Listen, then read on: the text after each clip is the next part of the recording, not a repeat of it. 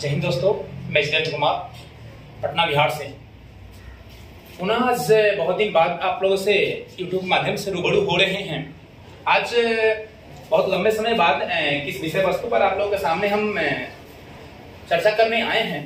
तो आज जैसा कि आप लोग देख रहे हैं, इतिहास, आज का हमारा टॉपिक इतिहास है, और वो भी इतिहास उस समय से जिसका कोई लिखित साक्ष्य वर्णन नहीं, यानी कहा जाए तो इतिहास के उस प्रारंभिक बिंदु से हम लोग प्रारंभ करने जा रहे हैं जिसका कोई साक्ष्य वर्णन नहीं, और स्टेप बाय स्टेप इतिहास के विभिन्न पहलुओं को हम चर्चा करेंगे। हमारा मूल उद्देश्य है इस ऑनलाइन क्लास में आके आपको ये चीजें बताने का कि एग्जाम का पैटर्न बदलता जा रहा है। हम लोग बाकी बहुत सारे बुक पढ़ते हैं, लुसेंट हो या और 50 बुक हैं जिनको हम लोग पढ़ते हैं, ऑनलाइन ऑफलाइन के माध्यम से पढ़ते हैं, लेकिन कुछ ही महत्वपूर्ण जानकारियां वहां से मिल पाती है, एक बुक से नहीं मिल पाता है पार्टिकुलर। तो हमें अलग अलग बुक का अध्ययन करना पड़ता है। तो मैं यही प्रयास कर रहा हूं कि आपको इस वीडियो के माध्यम से, इस ब्रीफ लेक्चर के माध्यम से वो तमाम चीजों को डीप में जाके मैं बताऊं जो कि एक बुक में संग्रह नहीं होते हैं। बहुत सारे बुकों को एनालिसिस करने के बाद, अध्ययन करने के बाद ये तमाम चीजें से हम अवगत होते हैं। तो एक वीडियो और तमाम निचोड़ आपको मिलेगा, और प्रयासरत यही रहेगा कि जिससे जुड़े हुए तमाम तथ्यों को आपके सामने रखें। जहां तक यथासंभव प्रयास करेंगे कि इससे जुड़ा हुआ जो भी तथ्य है उसको आपको इस ब्रीफ लेक्चर में हम बताएं। दूसरी चीज, ये जो मैं टॉपिक लेके चल रहा हूं, ये टॉपिक किसी पार्टिकुलर एक एग्जाम के लिए नहीं है। जनरल नॉलेज के अलावे आप दरोगा, बिहार पुलिस, सिविल सर्विसेज या किसी भी जॉब में जो कि डीप में जाकर उससे क्वेश्चन पूछे जाते हैं, अगर उस टॉपिक की पूरी जानकारी आपके पास हो तो क्वेश्चन कहीं से भी आए कोई फर्क पड़ता नहीं है। क्योंकि जैसा कि आप सभी लोग जानते हैं जो कंपटीशन की तैयारी करने वाले हैं, सारे एग्जाम का पैटर्न बदल चुका है। अब सिर्फ आप वन लाइनर क्वेश्चन पढ़ के जाइएगा तो आपको एग्जाम नहीं निकलेगा। उसके लिए आपको बेहतर रूप में और डीप में जाकर पढ़ना पड़ेगा, उसके लैंग्वेज को, तरीका को, सब चीज को समझना पड़ेगा। तो मेरा प्रयास यही है कि आप लोग तक एक संदेश पहुंचाएं, और जो अलग अलग बुकों में होता है उसको एक जगह एनालिसिस करके एक वीडियो के माध्यम से आप तक पहुंचाने का प्रयास करेंगे। चलिए, समय को बर्बाद ना करते हुए हम लोग विषय वस्तु पर आते हैं। इतिहास। इतिहास का शाब्दिक अर्थ क्या होता है? बहुत सारे लोग अलग अलग वक्तव्यों में अपनी बातों को रखते हैं। इतिहास का मतलब होता है कि जो घट चुकी है घटना, यानी बीती हुई घटना। अब बीती हुई तमाम घटनाओं को इतिहास में हम इंगित नहीं करते हैं, वैसी घटनाओं को इंगित करते हैं जिसकी आवश्यकता हमें पड़ती है, जिससे कुछ लोगों का लाभ हो सके, जो जरूरी हो।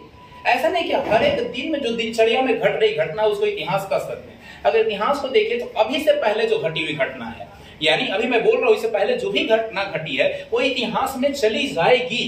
किंतु अगर उसका कोई फायदा हो, अगर उसका कोई लॉजिक हो, अगर वो इंसान की जरूरत की चीजें हो, तो उसे इतिहास कह सकते हैं। जैसा कि आप लोग जानते हो कि इतिहास के पिता हेरोडोटस को कहा जाता है। अब हेरोडोटस को ही इतिहास का पिता क्यों कहा जाता है, इसके पीछे की एक बहुत बड़ी कहानी है जो कि मैं आप लोगों के सामने रखने जा रहा हूं। हेरोडोटस ने एक युद्ध का वर्णन किया था, जिस युद्ध का नाम मैंने आप लोगों को लिख भी दिया है। हेरोडोटस ने पेलोपोनेसिया का युद्ध का वर्णन किया। पेलोपोनेसिया के युद्ध को इतना क्रमागत ढंग से, नियमता ढंग से उन्होंने स्टेप बाय स्टेप लिखने का काम किया, और इसी युद्ध की, ये पेलोपोनेसिया का युद्ध का जो वर्णन उन्होंने पुस्तक में किया, तो बाद में जब उन्होंने वर्णन कर दिया, वर्णन करने के कुछ समय बाद जो बाकी लोग आए और उस पुस्तक को देखें कि भाई ये तो सिस्टमैटिक ढंग से सारे युद्ध को क्रमागत तौर पे सजा के लिखा गया है, ये किस व्यक्ति के द्वारा लिखा गया है? तो वो लिखने वाले व्यक्ति जो थे, जिनका नाम था हेरोडोटस। तो इसे सिस्टमैटिक चीजों के लिखने के कारण उन्हें इतिहास का जनक माना जाता है, इतिहास का पिता माना जाता है। उनकी एक अपनी ही पुस्तक है जिससे हमें इतिहास के बारे में वर्णन मिलता है, जिसको हम लोग इतिहास का पहला पुस्तक कहते हैं, जिसका नाम हिस्टोरिका है। इतिहास का पहला, विश्व का सबसे पहला अगर साहित्य अगर कहा जाए तो विश्व का सबसे पहला साहित्य का नाम है हिस्टोरिका, जो कि जिसके लेखक कौन थे? तो वही हेरोडोटस थे, जिन्हें इतिहास का जनक कहा जाता है। सबसे पहले किन्होंने इनको जनक कहा? तो सबसे पहले इनको जनक रोमन के एक दार्शनिक थे, दार्शनिक जिनका नाम था सिसरो। जिनका नाम क्या था? सिसरो। सिसरो ने ही सबसे पहले इतिहास के पिता के रूप में हेरोडोटस को कहा कि ये तो इतिहास के पिता है, जिन्होंने अच्छे ढंग से, सिस्टमैटिक ढंग से पुस्तकों में वर्णन करने का काम किया है इतिहास को। इसीलिए इतिहास के पिता किसे कहते हैं?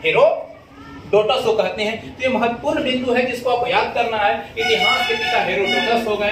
हेरोडोटस क्यों इतिहास के पिता हेरोडोटस कहा गया? तो उन्होंने पेलोपोनेसिया के युद्ध को सिस्टमैटिक क्रमागत ढंग से रूबरू किया और उन्होंने बुक में उसको इंगित करने का काम किया, इसीलिए उन्हें इतिहास का पिता कहा गया। सबसे पहले कौन कहने वाले हैं इतिहास के पिता उन्हें? तो उन्हें सबसे पहले रोमन दार्शनिक सिसरो कहने वाले हैं। और इनकी एक पुस्तक थी, किनकी पुस्तक? तो हेरोडोटस की एक पुस्तक थी जिसका नाम था हिस्टोरिका, जिसे इतिहास का वर्णन मिलता है। जैसा कि आप लोगों ने जाना इतिहास किसे कहते हैं, क्यों इन्हें पिता माना गया। अब आगे पहलुओं पर चर्चा करते हैं। तो इतिहास को पढ़ने के लिए सबसे पहले इतिहास के पढ़ने वाले स्टूडेंट के लिए एक चीजों की जानकारी होना जरूरी है, ईसा पूर्व और ईसवी। इसमें बहुत सारे स्टूडेंट कंफ्यूज कर जाते हैं कि ईसवी किसे कहेंगे, ईसा पूर्व किसे कहेंगे। तो चलिए आइए मैं आपको चंद सेकंड में इसको भी क्लियर कर देता हूं। देखिए हमारे यहाँ कोई प्रमाणिक ऐसी पद्धति नहीं थी जिसके आधार पर यह बताया जाता है, विश्व में कोई ऐसी प्रमाणिक पद्धति नहीं थी जिसके आधार पर समय को, काल को मापा जाता। जैसे कि आप लोग कहते हैं 5 मिनट पहले, 10 मिनट पहले, है ना। मैथ में जो मैथ के स्टूडेंट हो पढ़ते हैं -2 -4 जो निगेटिव में जाता है, लेकिन समय कभी माइनस में नहीं होता है। ऐसा नहीं कहते कि -2 घंटे पहले से या -1 घंटे पहले से मैं आपको पढ़ा रहा हूं या -4 घंटे पहले मैंने खाना खाया, ऐसा हम कभी नहीं इंडिकेट करते हैं माइनस में। हाँ, ये कहते हैं 2 घंटे पूर्व, 4 घंटे पूर्व, 10 दिन पूर्व, ये चीजें हम जरूर कहते हैं। वैसे ही हमारे यहाँ कोई प्रमाणिक ऐसी पद्धति नहीं थी जिस आधार पे हम समय को निकाल सकते थे।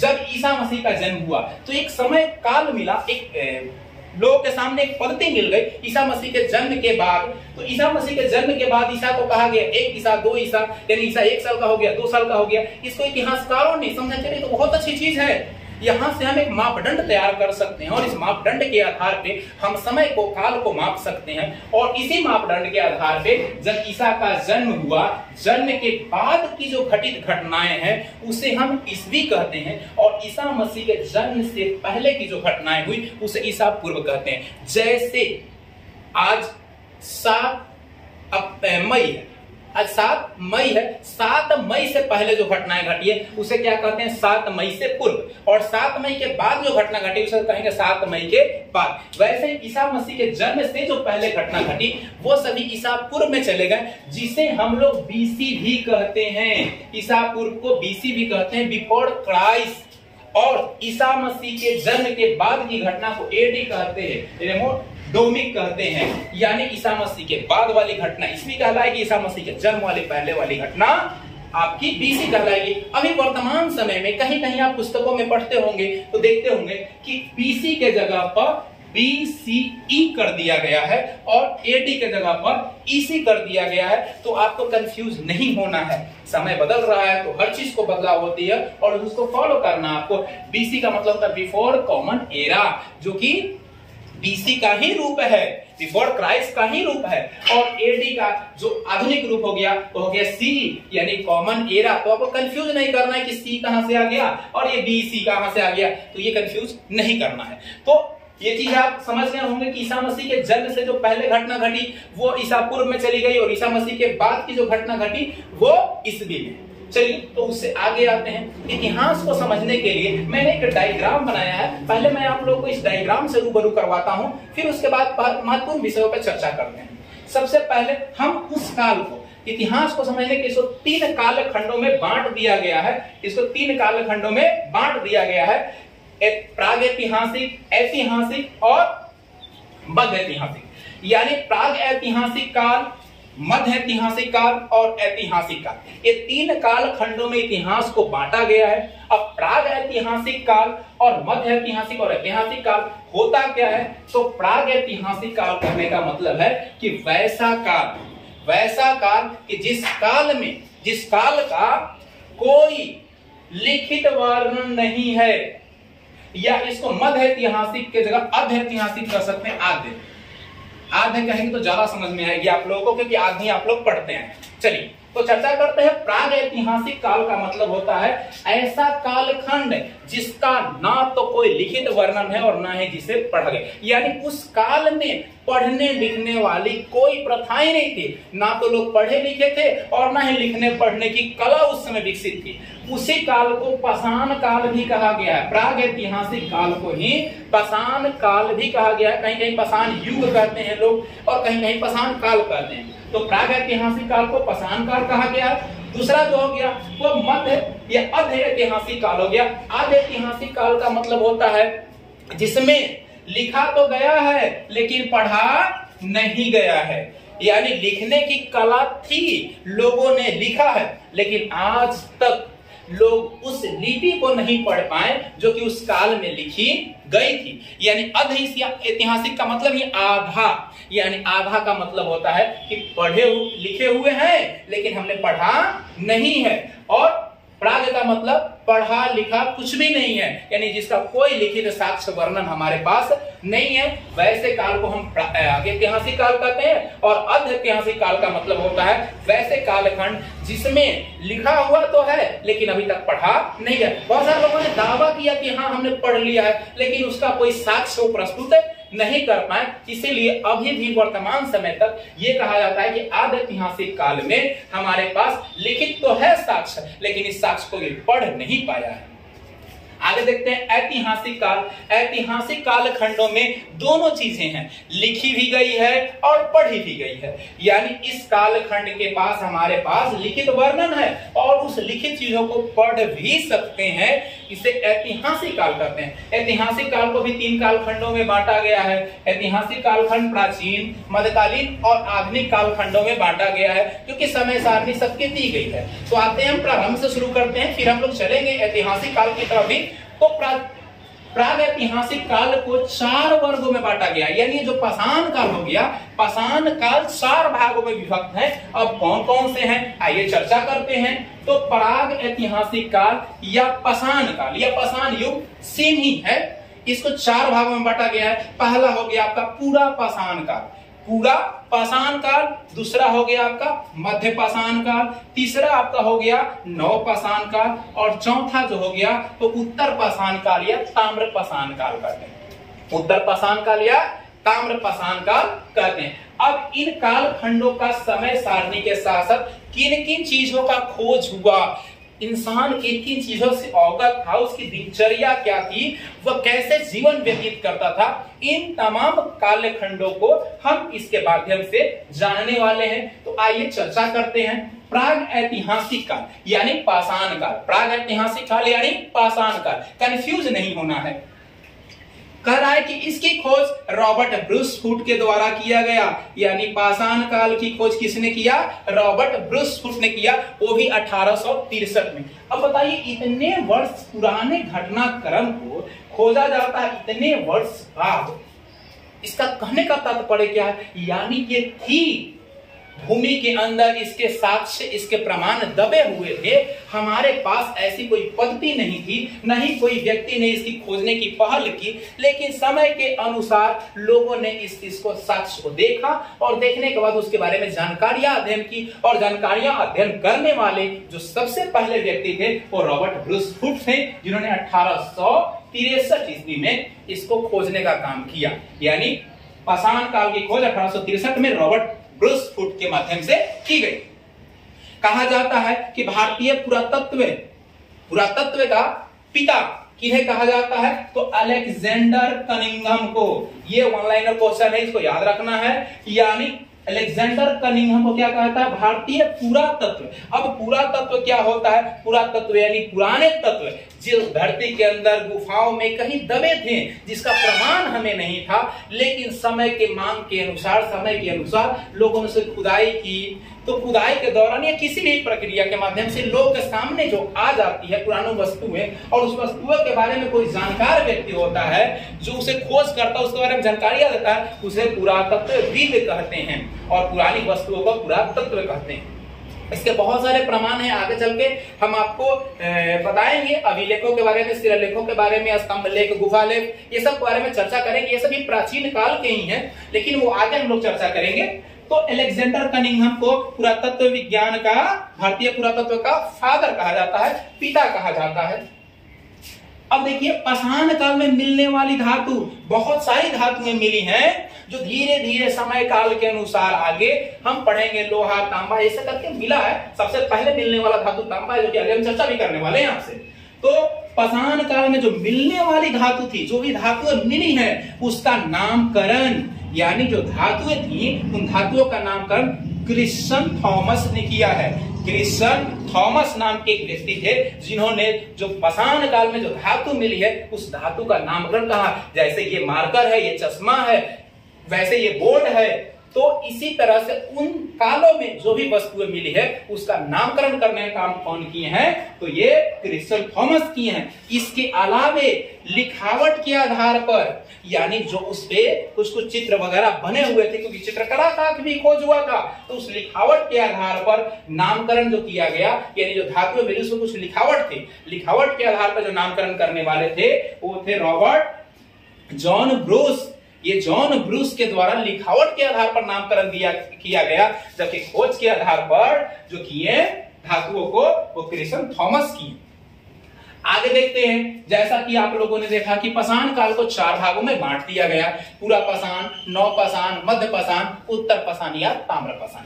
तो आइए अब चर्चा करते हैं हम पूरा पाषाण काल के बारे में। पूरा पाषाण काल, तो इसका समय टाइमलाइन क्या था? तो ये आज से करीबन 2 लाख वर्ष से लेकर 12,000 वर्ष, यानी आज से 2 लाख ईसा पूर्व से लेकर 12,000 ईसा पूर्व का जो कालखंड था, जो समय था, जो पीरियड था, उसे कहा गया है पूरा पाषाण काल। और इसका हमें जानकारी किसने दिया? तो उस समय के वस्तुओं ने, जो उस समय की वस्तुएं थी, उन वस्तुओं के आधार पे हम लोगों ने समय निकाला। आगे जब हम सिंधु घाटी सभ्यता आपको पढ़ाएंगे उस समय बताएंगे कौन कौन से हमारे पास तकनीकी है जिसके आधार पे हम समय को निकाल सकते हैं, वस्तुओं के आधार पे कौन सी ऐसी पद्धति है।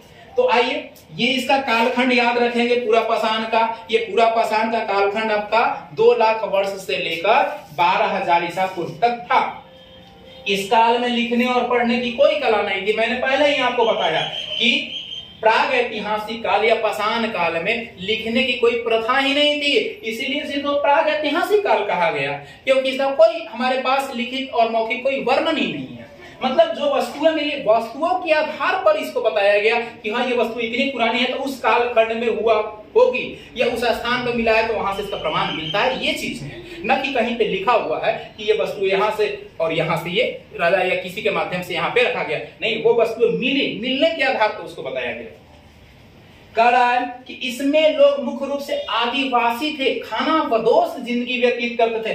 खाना बदोश का मतलब होता है कि जो एक स्थान से दूसरे स्थान खाने के चक्कर में रहते हैं। जैसे आप जानवरों को देखते हैं, कुछ पालतू जानवर होते हैं जिसको हम लोग घर में रखते हैं, कुछ जानवर इधर उधर भटकते रहते हैं, कभी यहाँ देखेंगे, कभी कहीं दिखेंगे, कभी कहीं दिखेंगे, क्योंकि वो भोजन के चक्कर में इधर उधर भटकते रहते हैं। पहले मानव भी वैसा ही था जिसे हम लोग आदिवासी कहा करते थे। आज भी आदिवासी लोग हैं, लेकिन आज आदिवासी लोग एक अपना निश्चित स्थान चुन लिए, अस्थायी हो गए, अस्थायी रूप में नहीं है। आप लोग देखते होंगे कभी कभी वो जड़ी बूटी वाले लोग आते हैं, लेकर बनाते हैं रोड के किनारे, कभी यहाँ रहेंगे 10 दिन, वहां रहेंगे 20 दिन, वहां रहेंगे, लेकिन वो लोग का भी एक टेम्पररी वो घर होता है, लेकिन अस्थायी घर कहीं ना कहीं तो जरूर होता है। तो अब निश्चित देखा जाए तो बहुत सारे जो आदिवासी समूह है वो भी अब अस्थायी रूप से रहने लगे हैं, लेकिन पहले काल में लोग अस्थायी थे, यानी आदिवासी थे। वो खाने के चक्कर में, खाद्य संग्रह के चक्कर में वो इधर उधर अपना जीवन व्यतीत करते थे, जीवन को जीते थे। उस काल में बड़े बड़े पत्थर के औजार थे, इतनी तकनीकी थी नहीं, आज तो टेक्नोलॉजी हो गया है और छोटे छोटे घातक हथियार बन जा रहे हैं। उस काल में बड़े बड़े पत्थर के, तो लकड़ियों के औजार बनाए थे, लेकिन बहुत बड़े होते थे, जानवरों को मारने के लिए, जानवरों से अपनी रक्षा करने के लिए, या किसी अन्य कार्य के लिए। कोई बीमार उमार पड़े तो उसको, ये देखे होंगे आप लोग कभी, लकड़ी का ऐसे बना के उसको लेके जाता है, तो स्ट्रेचर हमारे यहाँ हो गया। तो उस काल में बहुत सारे लकड़ियों के औजार बने थे, लेकिन वो औजार में आपके बहुत बड़े बड़े, छोटे औजार नहीं थे। मानव ने चित्रकारी भी करना सीख लिया था। बहुत सारे जगह पे आप देखे होंगे नॉर्मल चित्र, ऐसा नहीं कि आज की तरह डेंटिंग पेंटिंग वगैरह, सिंपल सा कोई चित्र वगैरह ऐसे करके कुछ बना दिया, ऐसे करके कुछ बना दिया, कुछ और भी ऐसे उसे बना दिया। मतलब किसी तरह से एक लोगों को यह चीज पता चला कि उस समय भी चित्रकला की विकास की गई थी, यानी लोग चित्र बनाना जानते थे। इसका प्रमाण मिला है, आगे हम बताएंगे आपको। विवेकता से इसकी जानकारी मिली है कि वहां पे चित्र उत्र बनाए गए थे। आग की खोज हो चुकी थी। सबसे जो देखा जाए तो विकसित चीज है, अगर कहें इस काल के पूरा पाषाण काल की, तो सबसे बेहतर चीज यह हुआ कि आग की खोज हो चुकी थी। अब आग की खोज हुई कैसे? जैसे पत्थर पहाड़ वगैरह थे, पत्थर और पहाड़ जब आपस में किसी जानवर को मारने के लिए या हथियार वगैरह बनाने के दौरान लोगों ने उसे घिसा, और घिसने के दौरान उसमें से चिंगारियां निकली। आप लोग देखते हैं जब दो सामान्य वस्तुओं को आपस में टकराते हैं तो आग, चिंगारियां उत्पन्न होती है। लोहा में लोहा को टकराई है, पत्थर को टकराई है, किसी चीज को टकराई है तो आग उत्पन्न होती है। तो उस काल में लोग जब पत्थर से हथियार बनाया करते थे तो पत्थर को जब आपस में रगड़ते थे तो रगड़ने के दौरान उसमें से चिंगारियां उत्पन्न हुई, और चिंगारियां उत्पन्न होने से अगल बगल का जो घास वगैरह था, पेड़ पौधा था, उसमें आग पकड़ ली। शुरू में तो लोग उस आग से बहुत डरे, भयभीत हुए और दूर तक भागे। लेकिन जब उसमें मवेशी वगैरह जल गए, उस मवेशी को पकड़कर जब उन्होंने खाना खाया, उसको भोजन ग्रहण किया, तो उन्हें वो मांस बड़ा ही टेस्टी लगा। क्योंकि उससे पहले वो लोग कच्चा खाते थे, क्योंकि आग की तो व्यवस्था थी नहीं, उन्हें जानकारी भी नहीं था। लेकिन जब जंगल में आग लग गई और आग लगने के बाद जो मवेशी वगैरह मर गए, और मरने के बाद जब उसके मांस को ग्रहण किया गया तो उन्हें बहुत अच्छा स्वाद उससे अनुभव हुआ। तो उन्होंने कहा कि अच्छे, ये तो अच्छी चीज है, हम दो पत्थर को रगड़ रहे, रगड़ने से आग चिंगारी, मतलब आग को कंट्रोल करना उन लोगों ने सीख लिया, और उस आग का आगे चल के बहुत सारा फायदा उन लोगों को मिला। तो ये तमाम चीजें हुई थी पूरा पाषाण काल में, जो कि 2 लाख ईसा पूर्व से लेकर 12,000 ईसा पूर्व के बीच की घटना थी। उसके बाद की जो घटना हुई वो मध्य पाषाण काल में हुई। वो मध्य पाषाण काल जो सेकेंड काल है, यानी पूरा पाषाण काल के बाद जो घटित घटना है वो सभी काल मध्य पाषाण काल में है। इसका उम्र सीमा था 12,000 बीसी से लेकर 10,000 ईस्वी तक, बीसी तक, सॉरी ईस्वी नहीं, बीसी तक, 12,000 बीसी से 10,000 बीसी तक। इस काल को माइक्रोलिथ काल भी कहा जाता है। कहीं कहीं एग्जामिनेशन में पूछ दिया है माइक्रोलिथ काल के नाम से किस काल को जानते हैं, तो वो मध्य पाषाण काल को जानते हैं माइक्रोलिथ काल के नाम से। इसकी खोज किसने की? इसके खोज करने वाले कौन थे? करमाइल नाम के एक व्यक्ति थे, जिन्होंने 1867 में इसकी खोज की। जैसे मैंने बताया खोज किस आधार पर किए होंगे, पहले ही मैंने चर्चा कर लिया है। तो करमाइल ने 1867 ईस्वी में किस काल की खोज की? मध्य पाषाण काल की। उन्होंने समय सारणी निकाला कि इस काल को हम मध्य पाषाण काल कह सकते हैं। इस समय शिकार करने के लिए लोग औजार छोटे उपयोग करने लगे। यानी आप लोगों ने अभी जस्ट देखा कि पूरा पाषाण काल में बड़े बड़े औजार निर्माण किए गए। अब मध्य पाषाण काल आते ही उनके औजार क्या हो गए? हथियार वगैरह जो बनाने लगे वो लोग अपनी रक्षा करने के लिए या शिकार करने के लिए, वो औजार छोटे हो गए, हथियार छोटे हो गए, जो आसानी से हमला करने के लिए उनके लिए बहुत बेहतर है। इस काल में ऐसे प्रमाण मिले हैं कि इंसान के मृत्यु के बाद इनके अंतिम संस्कार किए जाते थे। यानी अंतिम संस्कार को अंत्योष्टि कहा गया है। अंत्योष्टि उस समय का लैंग्वेज है जिसका मतलब होता है अंतिम संस्कार। हम लोग यहाँ भी कोई मरते हैं, डेथ करते हैं, हम लोग भी मरेंगे, तो उन्हें मृत्यु प्राप्त होने के बाद अलग अलग धर्म के आधार पे, हिंदू धर्म में जलाने की प्रथा है, इस्लाम धर्म में, क्रिश्चियन धर्म में दफनाने की प्रथा है, अलग अलग धर्मों में अलग अलग व्यवस्थाएं हैं, अलग अलग प्रथाएं हैं। उस प्रथा के आधार पे उस शव को जलाया या दफनाया जाता है। तो उस समय यानी मध्य पाषाण काल में लोगों ने शवों को अंतिम संस्कार जलाना या दफनाना का प्रथा वहां पे विकसित हो गया था। ऐसी व्यवस्थाएं लागू हो चुकी थी जो कि मध्य पाषाण काल में है। अब आते हैं नव पाषाण काल में। नव पाषाण काल में क्या हुआ? नव पाषाण काल का समय काल है आपका 10,000 से लेकर 3,000 ईसा पूर्व तक। 10,000 से 3,000 ईसा पूर्व तक इस काल के खोजकर्ता, यानी इस काल के बारे में जानकारी जो सबसे पहले लोगों को दिए वो कौन थे? Sir John लुबाक।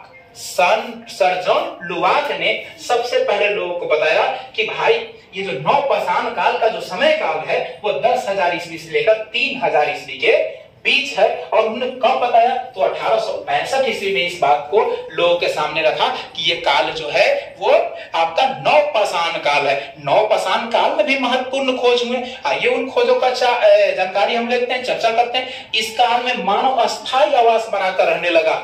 यानी जो पहले आप लोगों ने अभी देखा कि पूरा पाषाण काल में क्या करते थे लोग? खाना बदोश जिंदगी व्यतीत करते थे, घुमंतु घोटिया होते थे या आदिवासी होते थे। मध्यपाषाण काल में भी वही पराक्रम चलता रहा, लेकिन जैसे ही नवपाषाण काल आया, लोग की बुद्धि विवेक जो विकसित हो गई, अब वो अस्थायी रूप से आवास बनाने लगे। आवास बनाने का कारण था, क्या कारण था कि उन्होंने खेती करना सीख लिया, पशुपालन करना सीख लिया। अब बताइए, आप खेती करते हैं तो आपको अस्थायी तो एक जगह रहना पड़ेगा ना, तो पता चलेगा कि एक दिन हम पटना में खेती कर रहे हैं, दूसरा दिन गया, तीसरा दिन जहानाबाद, चौथा दिन औरंगाबाद। क्या संभव है? नहीं संभव है, पॉसिबिलिटी ही नहीं है। तो इसीलिए लोग क्या किए, जहां उनका भूभाग था, जहां वो खेती करते थे, वहां अस्थायी रूप से आवास का निर्माण किए, रहने के लिए घर, झुग्गी झोपड़ी बनाना शुरू कर दिए। शुरू में प्रारंभ में लोग पेड़ों पर रहे, फिर धरती पे आके गुफाओं वगैरह में अपना झुग्गी झोपड़ी लगा कर ना रहने लगे। यानी अगर आपसे प्रश्न कहीं पूछता है कि मनुष्य कब अस्थायी आवास से बनाने लगा, किस काल में अस्थायी आवास में रहने लगा, तो वह है नवपाषाण काल। खेती का कब करने लगा, पशुपालन कब शुरू किया, तो वो सभी चीजें हैं नवपाषाण काल में। इसके अलावा और कुछ महत्वपूर्ण घटनाएं, और क्या महत्वपूर्ण घटनाएं और घटना आपका हुआ, वहां घड़ा, मिट्टी का बर्तन बनाने लगे लोग। घड़ा जो आप लोग देखते हैं, वो घड़ा का विकास हुआ, पहिया का विकास हुआ। अब बताइए आप हमको कि जब खेती होगा, खेती जब किया जाएगा, तो जो अनाज उत्पन्न होगा उसको क्या चीज में रखिएगा? कोई ना कोई तो बर्तन बनाना पड़ेगा ना। लोगों ने घड़ा बना दिया। अब जो खेत में खेती आप कीजिएगा, जो हल जोतिएगा, उसके लिए जानवर वगैरह पालना पड़ेगा, पशुपालन की व्यवस्था हो गई। दूसरा चीज, जब आप अनाज उगाइएगा, उसको ढोकर घर पे लाना है। घर पे लाने के लिए आपको कोई वाहन चाहिए, वाहन चलाने के लिए तो जानवर आपके पास है, लेकिन लाने के लिए कोई ना कोई उपकरण तो चाहिए। तो लोगों ने लकड़ी का वैसा ठेला टाइप का कुछ बना दिया और इसमें चक्का लगा दिया, क्योंकि पहिया का भी खोज नवपाषाण काल में हो चुका था, और उसे जानवर से बांधकर आसानी से उस वस्तुओं को घर पे लेकर चले आते थे। यानी देखा जाए तो काफी महत्वपूर्ण दृष्टि से नवपाषाण काल रहा। यहाँ अस्थायी आवास लोगों ने बना दिया, यहाँ लोग खेती करने लगे, पशुपालन करने लगे।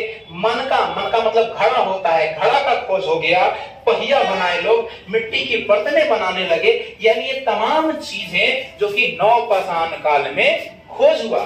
इसके अलावे आप लोग पहले ही पढ़ चुके हैं कि पूरा पाषाण काल में आग की खोज हो चुका था। राख का ढेर भी मिला है, बहुत सारा राख। जो वस्तुओं को जलाते हैं, पेड़ पौधों को जलाते हैं, जलाने के बाद जो राख होते हैं, उस राख का ढेर का ही प्रमाण मिला है नवपाषाण काल से। अब आते हैं अंतिम जो प्रागैतिहासिक काल का स्टेप है, चौथा जो भाग है, वो है आपका उत्तर पाषाण काल। उत्तर पाषाण काल को ताम्र पाषाण काल भी कहते हैं। उत्तर का मतलब लगभग खत्म होता है, बाद होता है, यानी पाषाण काल का अंतिम, यानी पाषाण काल के बाद उत्तर पाषाण काल। आप लोग पढ़े होंगे रिंग वैदिक काल, उत्तर वैदिक काल, है ना। आगे पढ़ना भी है रिंग वैदिक काल, उत्तर वैदिक काल, मैंने चर्चा भी किया है। आगे चल के मैं इस पे आपको हाइलाइट्स दूंगा। तो उत्तर पाषाण काल को ताम्र पाषाण काल कहा जाता है। अब क्यों कहा जाता है ताम्र पाषाण काल? ताम्र पाषाण काल कहने का मतलब है कि तांबा का खोज हुआ था। और आपको मैं बताते चलूं कि ताम्र पाषाण काल इसलिए कहा गया क्योंकि मानवों द्वारा सबसे पहले अगर किसी धातु की खोज हुई थी, उस धातु का नाम था तांबा। यानी सबसे पहले मानवों ने तांबा का खोज किया, और तांबा के खोज के कारण ही इस अंतिम पाषाण काल को, यानी पाषाण काल के बाद के कालखंड को उत्तर पाषाण काल या ताम्र पाषाण काल कहा गया। इसका समय काल जो है वो 3000 बीसी से लेकर 700 बीसी तक है। यानी 3000 तक तो हमारा चला नवपाषाण काल। उसके बाद आ गया ताम्र पाषाण काल या पूरा उत्तर पाषाण काल, जो कि 3000 बीसी से लेकर 700 बीसी तक, कहीं 700 कहीं 800 बीसी भी देता है, क्योंकि इसका लिखित तो कोई प्रमाण है नहीं। हम लोग को जो थेसिस मिला, जो वस्तुएं मिली, उसी के आधार पर हम लोगों ने इसको ये समय सारणी में बांटा है। इस काल को सबसे अंतिम काल कहा जाता है। किसका? पाषाण काल का। पाषाण काल का सबसे अंतिम काल किसको कहते हैं? उत्तर पाषाण काल या ताम्र पाषाण काल। इस काल में तांबे नाम की धातु की खोज हुई थी। जैसा मैंने अभी बताया आपको कि तांबे नाम की धातु की खोज होने के कारण ही इस कालखंड को ताम्र पाषाण काल कहा जाता है। अब देखिए इसको उत्खनन यानी खोज करता कौन है? HD सकालिया है, जिन्होंने क्या किया था, इस काल की जो वस्तुएं मिली, तांबा वगैरह मिला या और वस्तु मिले, जिसको इन्होंने बताया कि हाँ ये वस्तुएं खोजी गई थी इस काल में, वो कौन थे? एच.डी. सकालिया थे। इस धातु मानवों द्वारा सबसे पहली खोजी गई वस्तु क्या है, मतलब धातु में, तो आपका तांबा है। मानवों द्वारा खोजी गई सबसे पहली धातु तांबा है, जिसके बारे में हम लोग किस में जानते हैं? तो उत्तर पाषाण काल में। अब देखिए कुछ वन लाइनर, कुछ नोट पॉइंट है, कुछ क्वेश्चन है, आइए मैं उसकी भी चर्चा आपसे करता चलूं, क्योंकि ये एग्जाम के व्यू से काफी महत्वपूर्ण हो जाते हैं। जैसे पूरा पाषाण काल के भीमबेटका के गुफा मध्य प्रदेश में है, भीमबेटका रायसेन की पहाड़ी में है भीमबेटका। तो पूरा पाषाण काल भीमबेटका नामक गुफा में चित्र मिले हैं। मैंने अभी आपको एक चित्र बनाया था कि इस तरह के कोई आकार आकृति वगैरह कोई खींच दिया होगा, इस तरह से कुछ भी आकार वगैरह पत्थर वगैरह पे लोगों को लगा कि चलिए भाई ये कोई चित्र, और उस समय की बड़ी चित्र थी, क्योंकि लोगों को आइडिया नहीं था चित्र होता क्या है ना। तो उस समय की ये जो चित्रकारी की गई थी भीमबेटका की गुफा में, जो रायसेन पहाड़ी मध्य प्रदेश में है, उससे सबसे पहले प्रमाण जो मिला है वो किसका प्रमाण मिला है? कि चित्रकारी भी लोग जानते थे। किसके? तो प्राग ऐतिहासिक काल के लोग। अब देखिए जो खेती का प्रमाण मिला है, खेती का प्रमाण हम लोग को मिला है पाकिस्तान के मेहरगढ़ से। पाकिस्तान जो आज वर्तमान में पाकिस्तान है, पहले ये भारत में ही था, तो वहां अभी वर्तमान के पाकिस्तान के मेहरगढ़ का जिला है, वहां दो पहाड़ियां हैं, सुलेमान और किरथर, सुलेमानी और किरथर। इन दोनों पहाड़ियों के बीच के मध्य स्थल से गेहूं और जौ के साक्ष्य मिले हैं खेती करने के। यानी इससे यह प्रमाणित होता है कि उस काल में लोग खेती किया करते थे, और वही पहाड़ों और पर्वतों के बीच में, क्यों? क्योंकि वहां से नदियां निकलती थी, और आज की तरह तो हैंडपंप बोरिंग है नहीं कि बस बटन दबाए और पानी शुरू हो गया। तो वैसे तो था नहीं, यानी नदी के किनारे ही लोग निवास करते थे, रहते थे, तमाम क्रिया नदी के किनारे ही हुआ करते थे। इसीलिए ये खेती का प्रमाण हमें मेहरगढ़ के सुलेमानी और किरथर नामक पहाड़ी से के बीच से मिला है, और गेहूं और जौ की खेती का प्रमाण मिला है। कश्मीर के बुर्ज होम से, कश्मीर में एक जगह है जिसका नाम है बुर्ज होम, वहां पे मालिक के साथ कुत्ते को भी गर्तावास मिला। गर्तावास क्या होता है? गर्तावास का मतलब होता है जमीन के अंदर दफना देना, जमीन के अंदर गाड़ देना, दफना देना, उसको गर्तावास कहते हैं। यानी पहला शव का प्रमाण मिला है हमें बुर्ज होम से, जो कि कश्मीर है, जम्मू कश्मीर, वो कश्मीर से मिला है बुर्ज होम से। और मालिक के साथ साथ कुत्ता भी मिला है। इससे यह प्रमाणित होता है कि कुत्ता का तो इसमें था ही, मतलब कुत्ता पाषाण काल में पालने जाने वाला सबसे पहला तो जंतु में अगर देखा जाए तो कुत्ता ही है।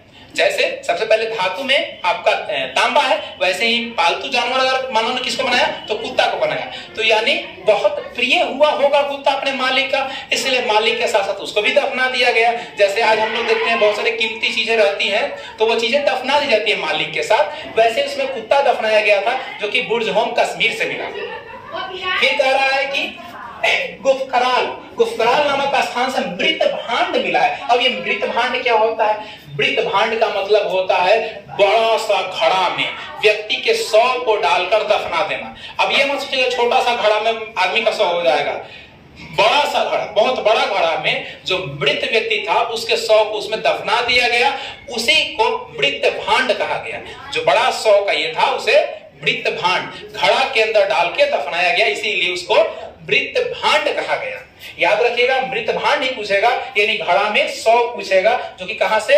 गुफकराल नामक स्थान से मिला है। बिहार के सारण जिला आप लोग जानते हैं, बिहार के अपने सारण जिला से हड्डियों के औजार मिले हैं। यानी जो मर गए व्यक्ति या जानवर वगैरह उसका भी हथियार वगैरह औजार वगैरह बना किसमें? पाषाण काल में। तभी तो अपने बिहार के सारण से मिला इसका प्रमाण। दमदमा नामक स्थान पे एक साथ 3 कंकाल मिले हैं, यानी एक साथ जो जमीन के अंदर दफनाया गया उसमें 3 कंकाल एक ही जगह पे मिले। यानी कहने का तात्पर्य है कि पाषाण काल में सामूहिक स्वदाह भी किया जाता था। यानी अगर कोई घर परिवार के 2, 4, 5 व्यक्ति अगर मरते हैं किसी कारणवश, किसी घटनावश, तो उनको एक साथ दफनाने की भी व्यवस्था थी, तभी तो एक साथ 3 कंकाल मिले।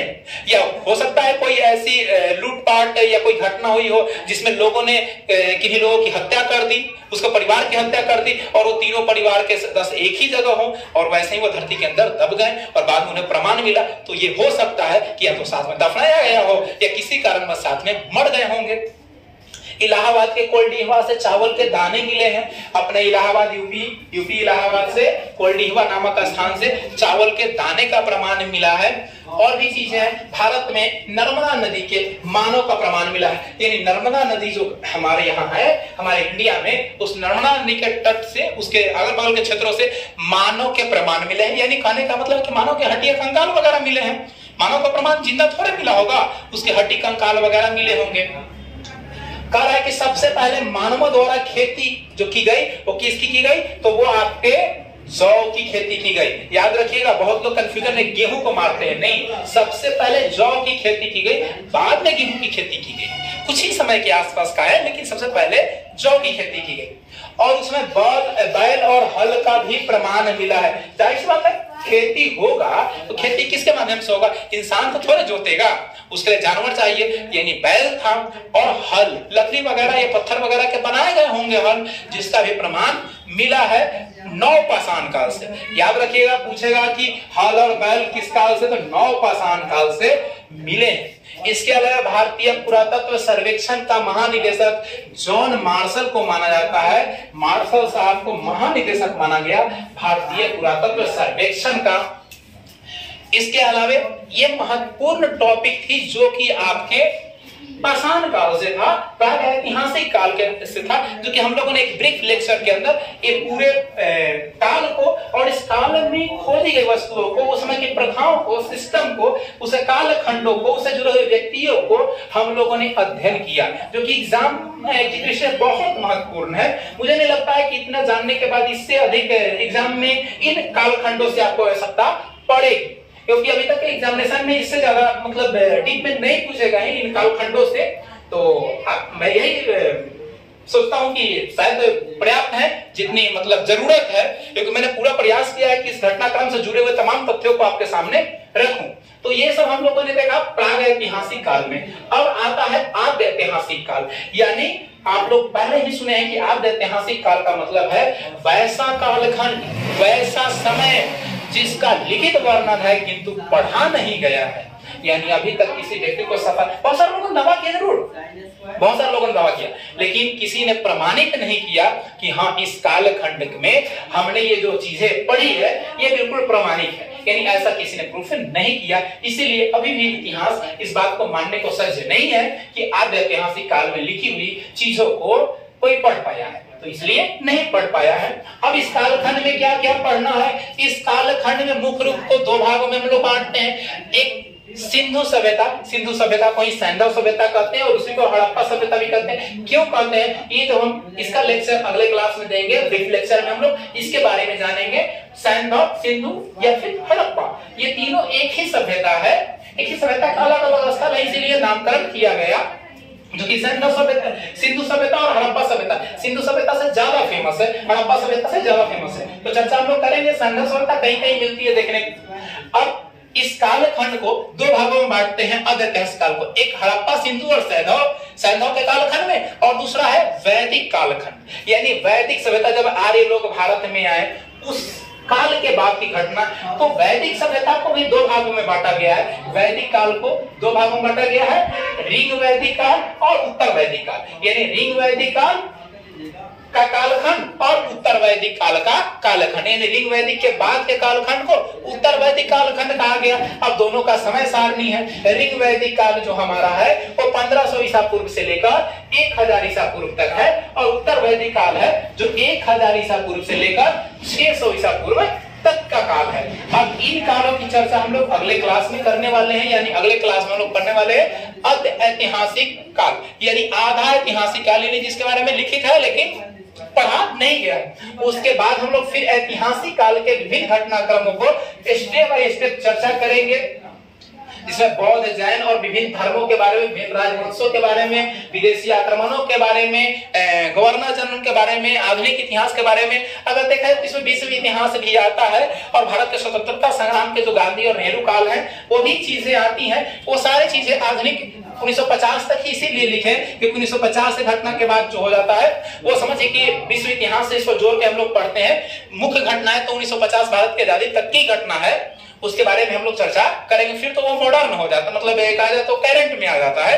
तो इन घटनाक्रमों तक हम स्टेप बाय स्टेप प्राचीन, मध्यकालीन और आधुनिक इतिहास के बारे में स्टेप बाय स्टेप पढ़ेंगे।